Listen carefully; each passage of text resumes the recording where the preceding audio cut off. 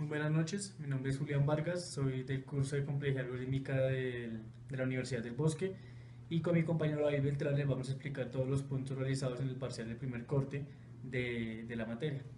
Buenas noches, mi nombre es David Beltrán. Voy a presentar a hacer la corrección del parcial de complejidad algorítmica. Empezamos.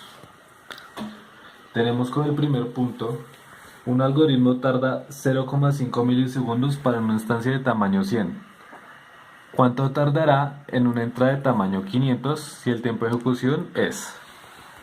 Entonces tenemos por un primer ejemplo que sea logaritmo natural. Entonces decimos, aquí expresamos que es igual a 500 a 0,5 milisegundos con una entrada de 100.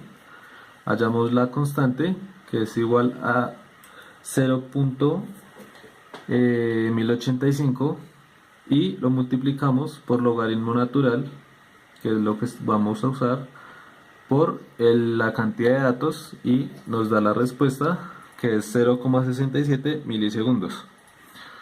Pasamos a la siguiente que lo tenemos con un tiempo de ejecución cúbico y el mismo procedimiento, solo que en vez de poner logaritmo natural ponemos n a la 3, en este caso 100 a la 3 y 500 a la 3. Siguiente, un tiempo de ejecución lineal normal, n, 100 y por 500. Un tiempo de ejecución cuadrático, elevamos al cuadrado, todo al cuadrado, nos da nuestra respuesta. Y por último, logarítmico. Entonces tenemos n logaritmo natural. Entonces en este caso n, que es 100, lo reemplazamos a ambos lados, nos da el 0,5 milisegundos. Y igualmente en esta parte reemplazamos n y multiplicamos. Bueno, como segunda pregunta del parcial, nos dicen, dadas las siguientes funciones, ordénalas de más tiempo a menos tiempo según su comportamiento asintótico. Entonces, bueno, aquí tenemos las funciones que nos dan. La primera es f de n, 3 a la n más 2 a la n. La segunda es f de n, 2 a la n más 12. La tercera es f de n es igual n a la 6 más 3 por n. Y la cuarta es f de n es igual a n elevado a la n más n. Entonces, para hallar el O de n, se expresa el mayor de los dos, pues porque no se pueden colocar los dos. Entonces, en este primer caso, tenemos que fn es igual a 3 a la n más 2 a la n, el mayor de estos dos términos es 3 a la n, aquí lo colocamos.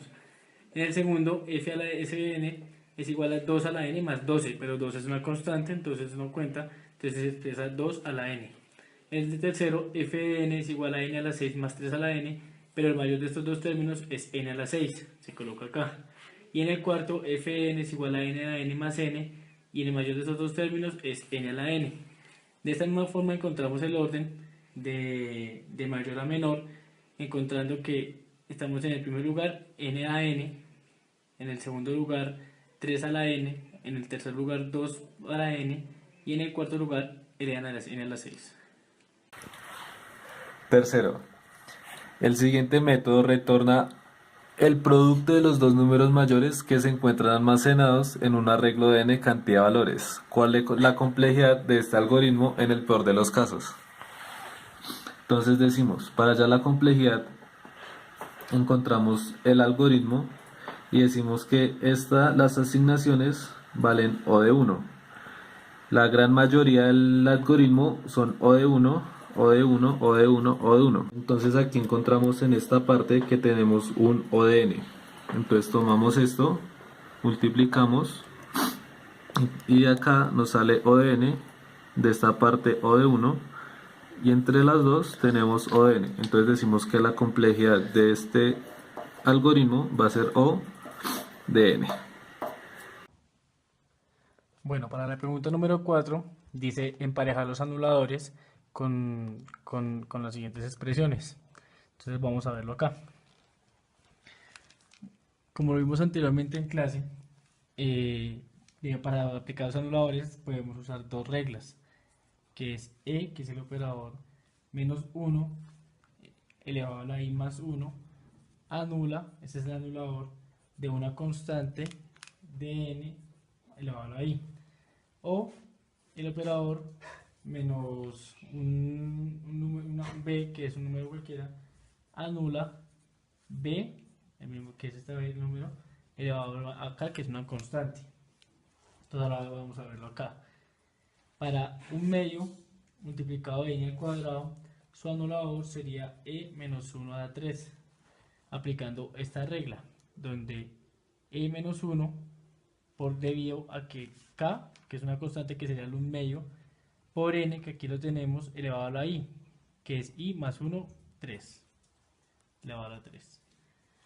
El anulador de 4 a la n es igual a e menos 4, aplicando esta regla, donde b pues es el número cualquiera elevado a k, que es una constante que sería n, entonces e menos 4. 4 por n, su anulador sería e menos 1 al cuadrado. Aplicando esta regla de acá, la primera regla, debido a que tenemos una constante por n elevado a la i, que i pues es un 1 elevado a la 1, lo que pasa es que no se coloca, más 1 más 1, i más 1 elevado al cuadrado, sería e menos 1 al cuadrado.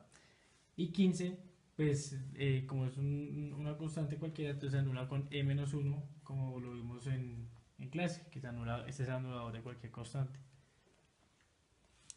Seguimos con la pregunta 5.